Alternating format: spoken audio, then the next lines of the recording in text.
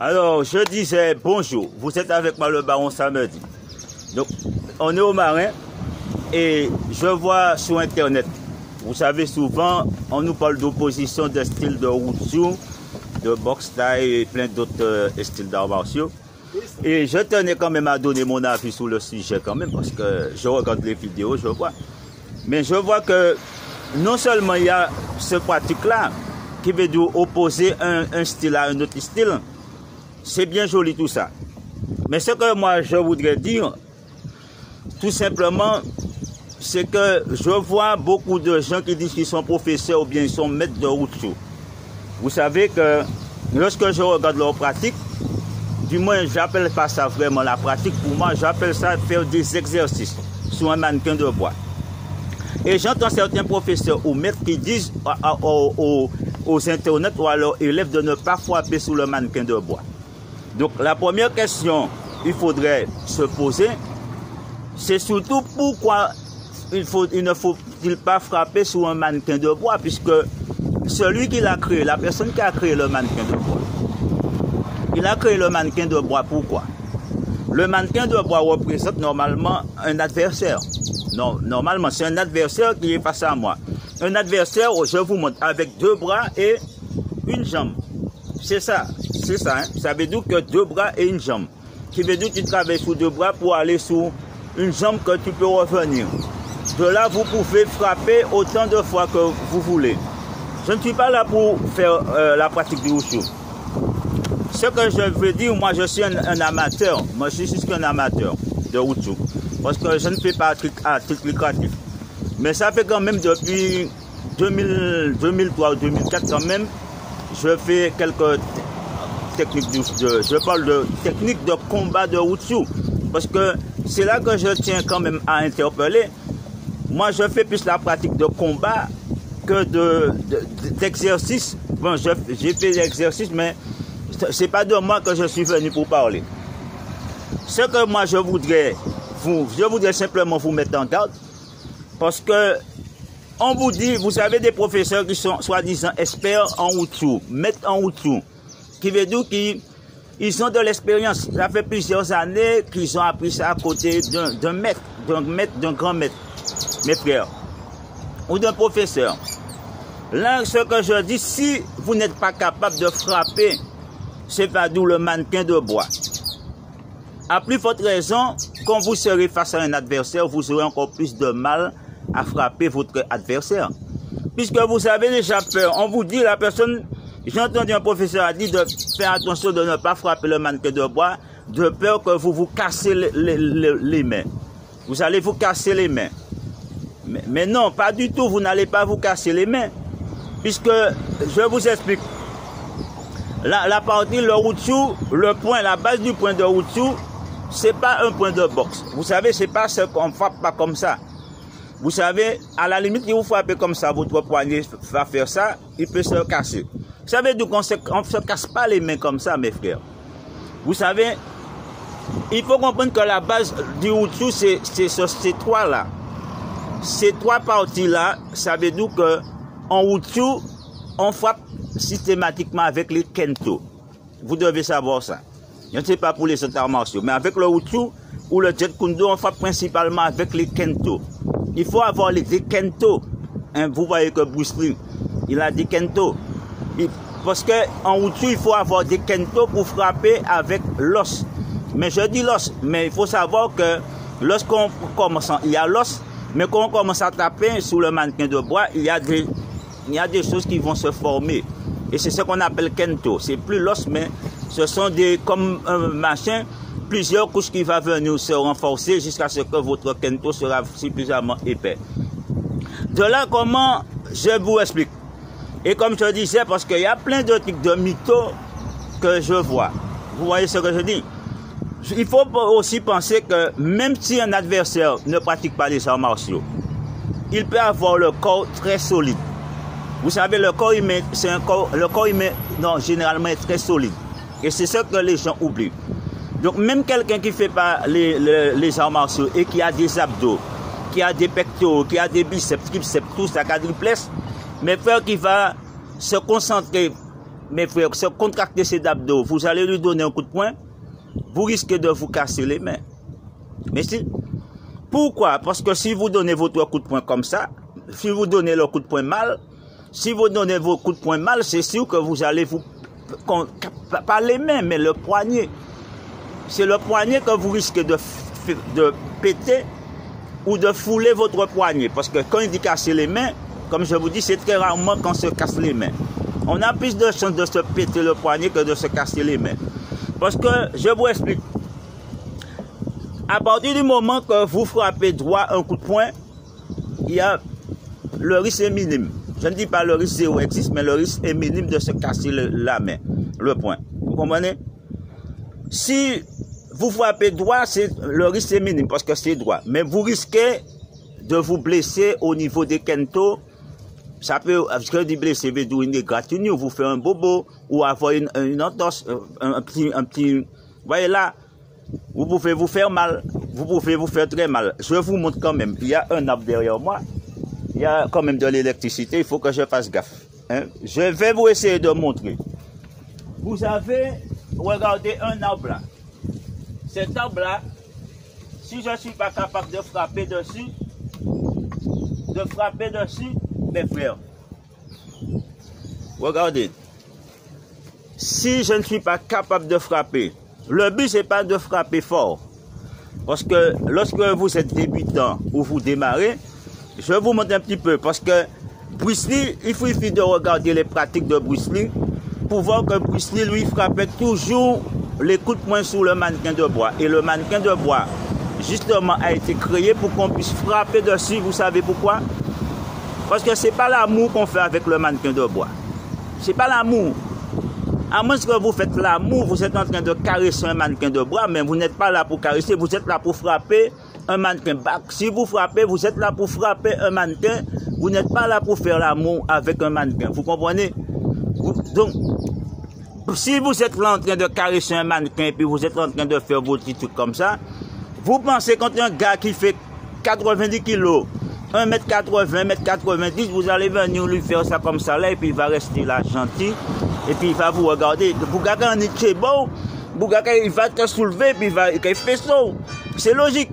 Tu viens faire tout ce truc là, Bougaka il faut remonter, Bougaka il va foutre ton saut, excuse-moi de parler créole. Comment?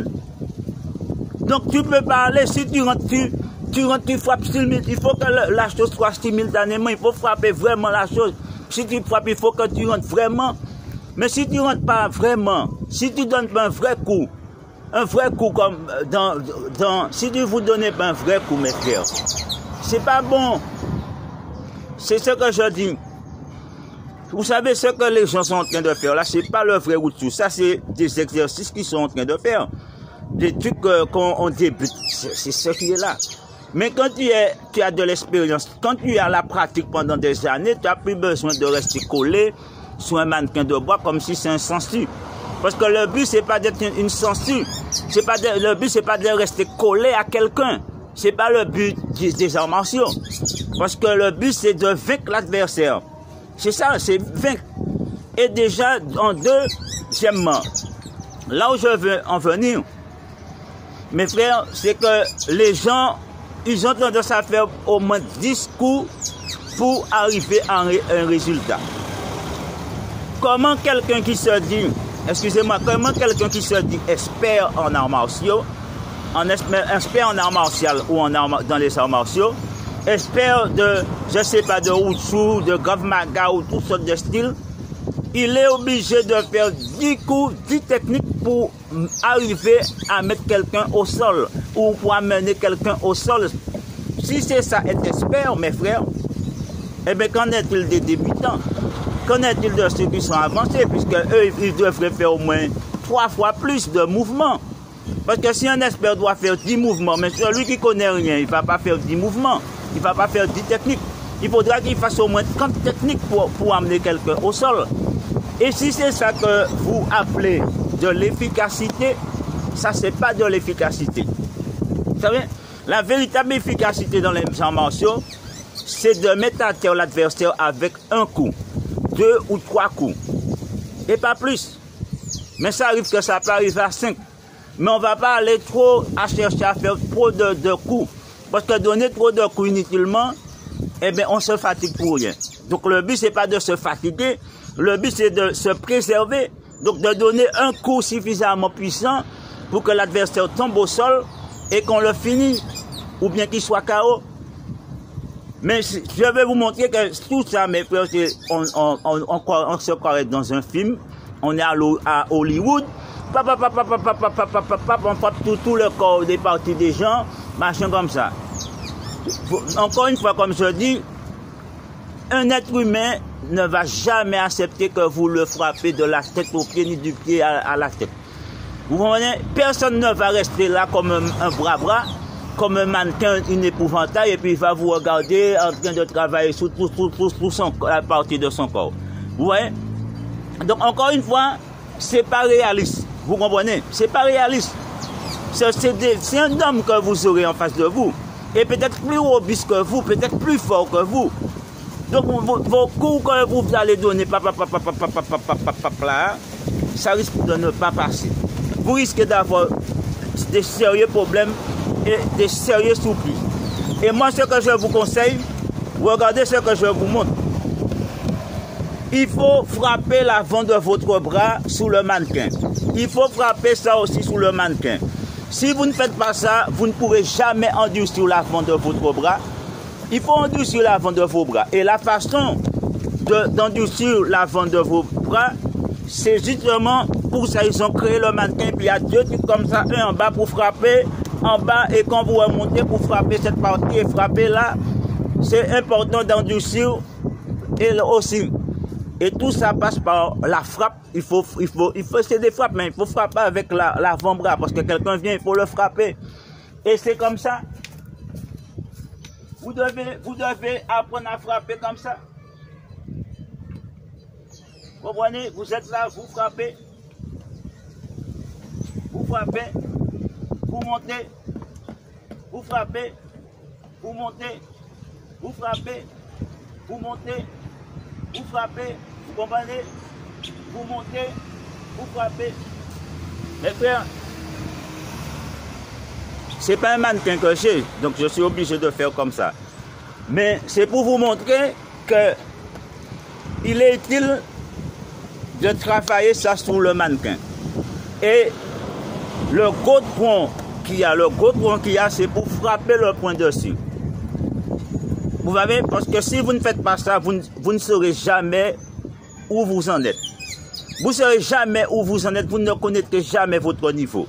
Vous savez, si vous faites que caresser, vous ne saurez pas qu'en frappant sur le mannequin, si ça vous fait mal, et si vous êtes vraiment dans la bonne position, parce que comme vous ne frappez pas, parce qu'il y a un truc devant vous quand même, il y a deux bras, deux machins quand même, donc comme deux bras, lorsque vous frappez réellement, vous pouvez mal vous positionner, ça peut vous donner un coup là, donc vous ne saurez jamais si votre position est correcte, donc vous restez comme ça, vous faites des trucs, il faut vraiment aller.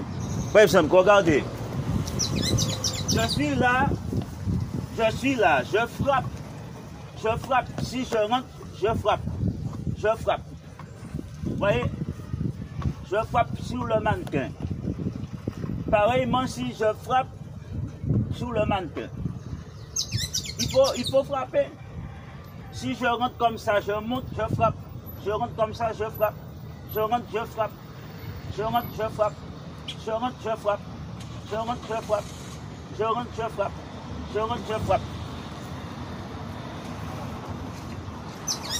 Deux. Après, vous devez endurcir aussi vos tranchants de main parce que en Wushu, comme vous êtes comme ça vous permet d'aller plus vite. Donc, il est utile quand vous d'endurcir ça, mais tout ça passe sous le mannequin, que comme ça, que la façon, il faut l'endurcir. Vous voyez, toutes les parties, les pommes de toutes ces parties qu'on frappe, tout ça, il faut le frapper sous le mannequin. Vous voyez, si vous ne faites pas ces choses, c'est pas bon. Regardez. Parce que je suis là, je frappe. Je frappe là, je reviens là. Je frappe là, je reviens là. Je frappe là, je reviens là. Je frappe là, je reviens là. Je peux aussi prendre comme ça. Regardez, je peux faire ce travail là, comme ça. Comme ça là. comme ça là, comme ça là, comme ça. En bas, pareillement, je peux aller en bas, monter en bas, en bas, en bas, en bas, en bas, en bas, en bas, en bas, en bas. Après, je vous montre un petit peu, hein, chacun peut le faire comme il veut. Après, pour travailler ça, c'est pareillement. Vous êtes là, vous êtes face à ça là. Regardez, vous montez, vous frappez là. Voyez? De là, vous frappez. Donc, il faut pousser comme ça. Voyez? Là, là. De là, comme ça. Là, comme ça. Ma main reste là. Vous voyez, pour aller, s'il faut aller au visage.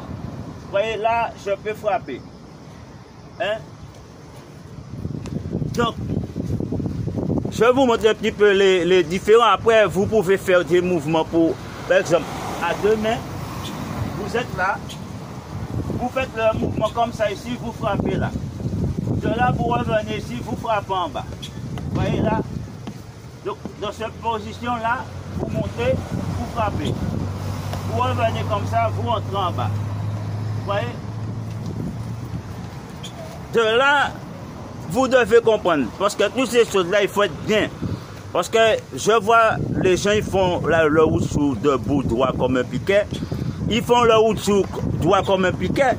C'est pas aussi, vous n'êtes pas un poteau. Vous voyez, lorsque vous êtes devant un mannequin, vous ne devez pas être comme un poteau. Vous comprenez? Vous n'êtes pas un poteau. Imaginons que vous êtes presque comme si vous êtes en moto. Vous voyez, vous êtes en moto ou en VTT à vélo, ou vous faites du cyclisme, vous êtes en train de marcher, soigner. C'est le même principe. Vous voyez, le route, c'est comme si vous êtes à cheval. Mes frères, vous êtes à cheval ou bien vous faites, comme on appelle ça, de l'escrime. C'est le même principe que l'escrime, les gens se mettent d'une façon comme ça et ils marchent. C'est le même principe, un petit peu, comme je vous montre. Donc, de là, qu'est-ce qu'il faut faire? Vous devez vous mettre bien là, la position. Vous devez entrer légèrement le ventre là. Vous devez concentrer l'arrière et vous êtes là. De cette façon-là, vous travaillez comme ça, regardez. Vous travaillez les points, les points, les points, les points. Vous voyez tous les parties, vous entrez, vous montez, vous frappez. Hein, ça permet de frapper, frapper. Comme frapper, frapper, frapper, frapper. Vous voyez? Entrez, frapper, frapper, frapper, frapper, frapper. Ça vous permet de frapper, frapper, frapper, frapper. D'entrer en bas, d'entrer, d'entrer, monter, monter. D'entrer. Vous voyez? Parce que je suis dans la bonne position là. Vous voyez, si je veux vraiment pousser. Hein? Pousser. Donc, c'est, excuse-moi parce que le truc n'est pas vraiment droit là, parce que c'est un peu machin. Mais c'est ce que je tenais à dire. Je ne vais pas rester longtemps parce qu'il y aura tellement à dire concernant le route. Et aussi la self-défense parce que je vois des trucs pas possibles parfois. Ça fait plus de 20 ans que je fais la self-défense. Moi, je vois des trucs un peu, comme je dis, hollywoodiennes. On a l'impression que c'est dans un film. Vous voyez, on n'est pas dans un film. La réalité, c'est pas un film. La réalité, c'est pas Jean-Claude Van Damme. La réalité, c'est pas Jackie Chan, c'est pas Jet Li, c'est pas Bruce Lee, c'est pas tout, c'est pas Lambach, c'est pas tous les grands stars, les grands acteurs de cinéma, de films d'arts martiaux qu'on voit ou de sport de combat. Ou autre, mes frères, ou d'action, c'est pas ça, mes frères. La réalité, c'est toute autre chose, mes frères. Vous devez comprendre dans la réalité, un combat peut commencer à main nue. Je l'ai déjà dit maintes fois et vous me remets en garde.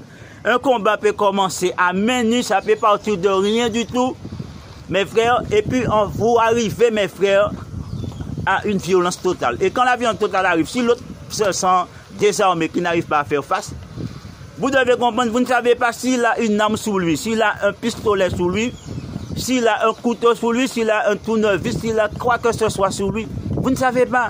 Donc si que ça le dépasse, vous l'avez saisi, il ne peut pas s'en sortir. Qui vous dit qu'il a un petit couteau, il a un couteau un petit pointu, un stylo, il va vous le planter dans l'œil ou au cœur ou n'importe partie de votre corps. Vous savez, on n'est pas dans un film.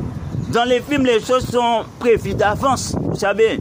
Dans les films, c'est prévu d'avance que celui-là va mourir, celui-là va être blessé, celui-là va aller pas même. Vous n'êtes pas dans un film. celui-là va mourir, celui-là va tuer. Tout est déjà coordonné pour que ça se passe comme ça. Ça veut dire que les scénarios, c'est déjà écrit. Le scénario est déjà écrit. Chacun connaît son speed, ce qu'il doit faire, ce qu'il ne doit pas faire. Mais sauf dans la vraie vie, vous ne savez jamais ce que vous devriez faire. Parce que l'agresseur qui vient vous agresser, il ne va pas vous téléphoner, alors je vais venir, je vais vous donner un coup de poing, je vais prendre un coup ici, par là. Non, la personne peut vous surprendre. Vous êtes là et puis un coup de poing vous arrive, puis un coup de pied. Mes frères, et là je tiens à mettre en garde mes frères. Vous devez, moi ce que je vous conseille, d'apprendre à frapper sous le mannequin, parce que vous en aurez besoin et ça va vous permettre d'avoir de l'assurance, ça va vous permettre d'endurcir vos kentos, ça va vous permettre d'endurcir les paumes de vos mains, l'avant de vos bras aussi, et il faut aussi frapper avec le pied aussi, c'est utile, frapper avec le talon, frapper avec le tranchant des machins pour endurcir, pour qu'on vous voyez un coup de pied. Mes frères, parfois, même avec le tibia, si on peut le faire, parce que c'est important. Le mannequin de bois sert à endurcir le corps. Et non seulement ça sert à endurcir, mais ça permet d'aligner le mouvement. Vous voyez, nos mouvements. Mais sauf que si on ne fait pas ça pour aligner nos mouvements, si on ne frappe pas réellement sur le mannequin de bois, mes frères, si on ne veut pas frapper réellement pour sentir l'impact, sentir que ça va faire mal, eh bien dans un combat, mes frères, figurez-vous, si vous frappez vous là comme ça, je mets mon coude là, vous tombez sous mon os, votre poing tombe sous mon os là comme ça, si je fais ça, vous voyez un coup de poing, puis je mets, en même temps, je mets mon coude comme ça là, vous allez vous dire à ce moment-là, ah, vous avez envoyé, il a mis son coude, je vais me faire mal, vous allez retirer votre bois ou bien vous allez arrêter, mes frères, c'est ça. Mais sauf que ça sera trop tard parce qu'une fois c'est parti, c'est parti. Vous voyez, vous pourrez peut-être freiner, mais vous allez vous faire mal. Parce que les gens oublient d'un combat, l'être humain est fait aussi d'ossement. On oublie que l'être humain est peuplé. Si je mets mon genou, tu envoies un coup, je mets mon tibia, c'est de l'os qui est là. Je mets mon avant-bras, c'est de l'os qui est là. Tout ça, mes frères, vos pas oublier, il y a de l'os aussi. Si vous voyez un coup, je mets mon machin, je mets l'os pour vous bien, tout le machin là, vous aurez mal. Même avec ça, je frappe sur votre os, vous aurez mal. Vous savez? Vous aurez très mal. Vous savez pourquoi? Parce que vous n'aurez pas appris, mes frères, à gérer, apprendre à gérer la douleur. Parce qu'en frappant sur le mannequin, vous avez mal. Et au fur et à mesure, vous allez obliger de... Vous savez, ça fait ça. Vous allez commencer à apprendre à vous concentrer parce que vous avez mal. Mais si vous faites que caresser un mannequin, vous n'allez jamais apprendre la concentration, vous n'allez rien apprendre. Vous n'allez pas apprendre à utiliser vos énergies internes. Vous allez toujours faire des trucs externes. C'est tout. Tout ce que je vois là, c'est externe. Mais le Hutu, c'est un art interne. Il faut, tu vois, il faut la concentration, il faut le cri il faut un flux dans le mouvement. Parce que si vous ne faites pas le machin, si vous ne faites pas tout ce qu'on vous montre, mes frères, c'est pas bon. Moi, je vous le dis parce que moi, je sais ce que je vous dis. Vous ne me voyez pas pratiquer le Hutu. Mais je suis bien calé quand même sous le Hutu parce que moi, c'est plus que en combat, quand vous êtes en Hutu de combat, si je suis là, je vais porter un coup direct ou je vais aller direct, mais je ne vais pas aller caresser quelqu'un. Vous voyez, si je rentre là, je rentre direct. Ça veut dire que la truc se fait, ça doit se faire instantanément. C'est pour ça que vous devez apprendre les mouvements. Vous voyez, pour que ça soit instantané, que ce soit comme ça, ou vers le haut, ou vers le bas, ou tout droit. Sinon, c'est pas bon. Ou si vous voulez entrer, ou monter. Non. Donc, moi, j'ai fini avec ça, mais c'est ce que je tenais à dire, et je vous invite tous à réfléchir. Hein. Je vous invite, avant de choisir vos professeurs, de ne pas vous baser sur un diplôme, hein, parce que diplôme, pour vous, un diplôme, c'est quelqu'un qui est qualifié.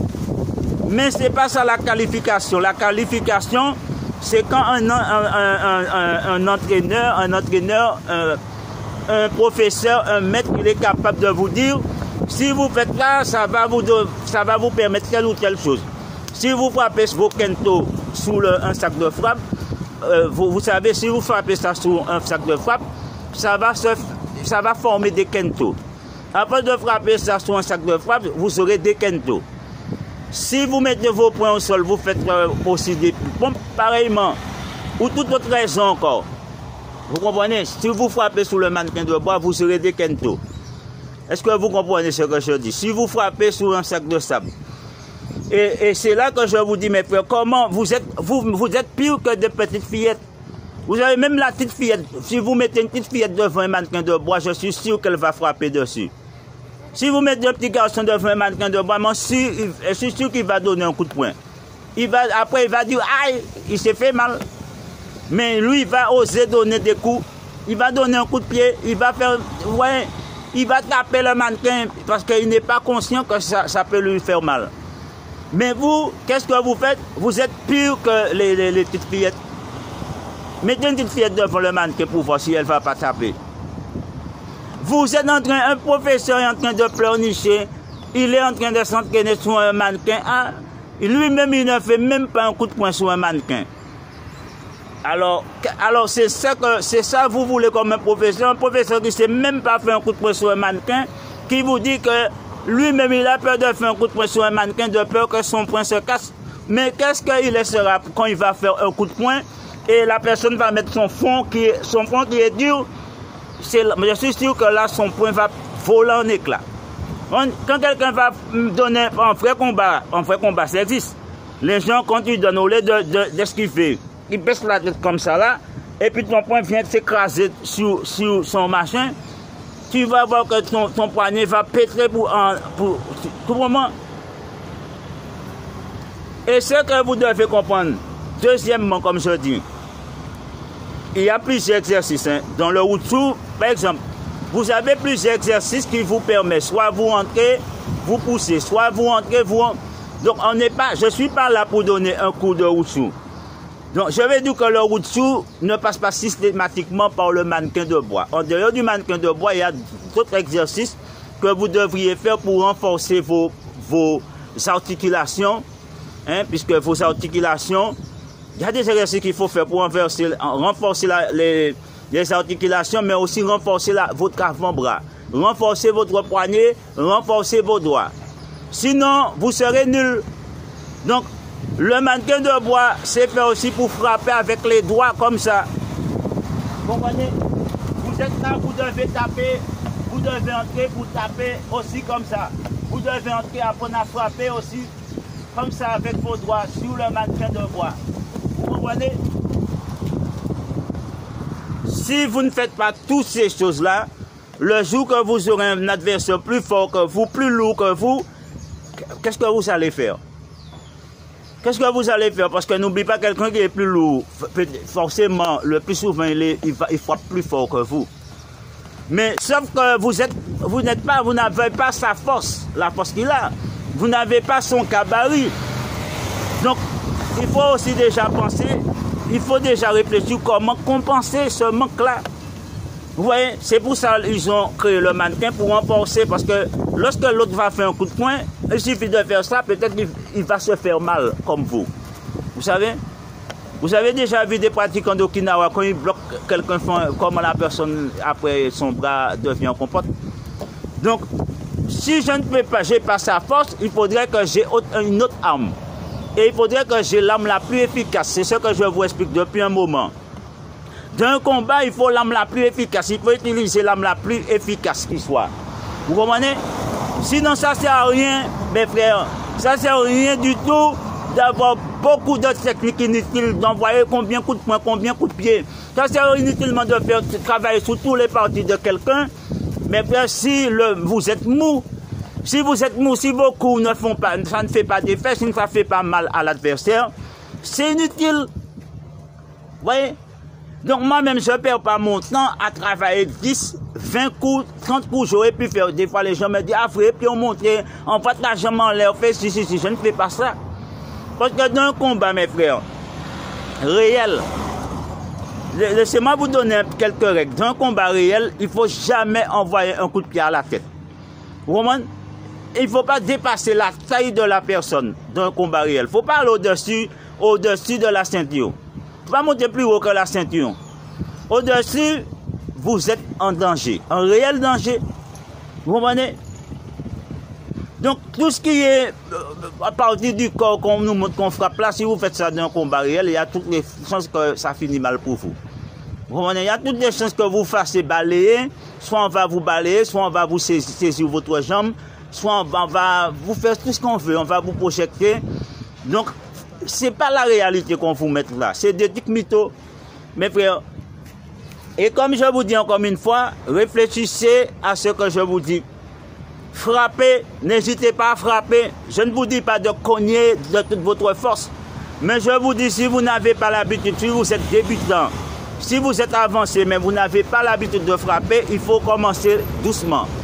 Et au fur et à mesure, mes frères, vous savez pourquoi? Et après, vous allez augmenter votre puissance de frappe pour le mannequin. Et cela, ça va vous permettre de savoir si vous avez des kentos qui commencent à se former, puisqu'au fur et à mesure, vous n'allez plus ressentir les coups. Parce que quand on a des kentos, on ne ressent plus les coups. C'est pour ça que les gens pètent les planches, les briques, tout ce qu'il y a. Vous voyez? Donc, là, vous saurez que vous avez fait un pas. Parce que si vous frappez plus fort, vous sentez vous avez mal, vous savez, il faudra continuer à frapper comme ça jusqu'à ce que vous n'ayez plus mal. Donc, vous saurez à quel niveau que vous êtes, où vous en êtes dans votre pratique. Mais quelqu'un qui ne frappe jamais sur un mannequin, il ne peut pas connaître sa pratique. S'il fait ça, boum, comme ça, aïe, il va tenir son bras. Vous voyez? Sauf que lorsque vous aurez un adversaire plus lourd que vous, il faudra vraiment le frapper pour le dévier. Il faudra vraiment le dévier. Il faudra vraiment que vous fassiez, en sorte que vous le déviez, sinon de sa trajectoire pour pouvoir travailler dessus. Mais si je veux, ce que je veux vous faire comprendre, il faudrait que vraiment que, regardez, donc c'est utile de travailler vos avant-bras sur le...